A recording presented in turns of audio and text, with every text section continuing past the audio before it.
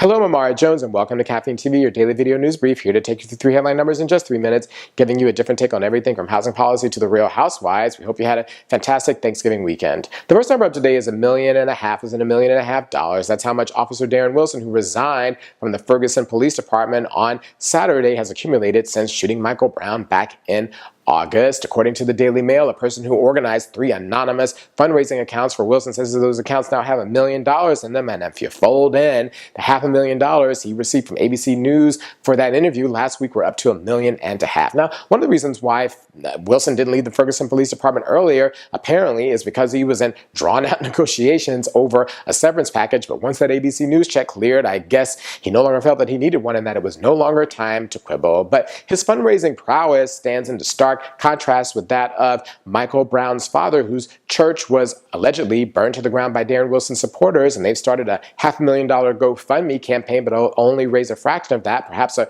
great place to start for Wilson to heal the community, as he said he wants to do last week, is to turn over that check to Brown's family and their church. Be an okay place to start. But all of this just goes to show that even as there was injustice that day in terms of who lived and who died, that justice continues in terms of dollars and cents. The next number up today is 11, as in 11%. That's by how much Black Friday sales declined this year over last year. Black Friday weekend is the most important shopping weekend of the year for retailers, but this year they earned $6 billion less than they did last year. Now, last week we spoke about the Blackout Friday and Not One Dime campaigns, which were boycott efforts that urged consumers to not participate in Black Friday sales and shopping in order to protest the failure to indict Officer Darren Wilson. And there were protests at malls and shops across the country, shutting many of them down. But it's hard to figure out whether or not those boycott efforts indeed are one of the reasons why sales were so dismal. But regardless, they seem to be in step with where consumers are on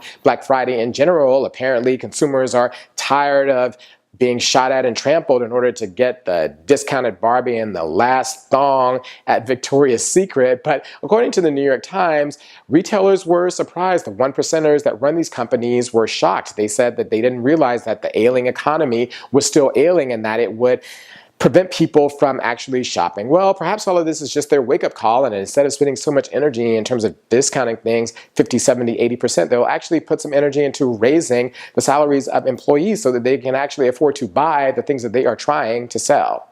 The last number up today is 35, as in 35%. Today is World AIDS Day, and according to the Kaiser Family Foundation, that's by how much deaths from AIDS have declined around the world since 2005. And there's a really good reason for that, and it's because of you and me. There's a U.S. government program called PEPFAR, which helps to provide life-saving medicine to millions of people around the world who are suffering from HIV/AIDS, and others who are impacted by the disease by the tens of millions, such as orphans, also receive help through PEPFAR. And PEPFAR is a really great reminder, even as we continue to have a stubborn problem with HIV/AIDS here at home, particularly amongst people of color, that's never been adequately addressed, that at a time of Ebola incompetence and general malaise over the idea that the government can do anything right, that when the U.S. government wants to, it can be a real force for good.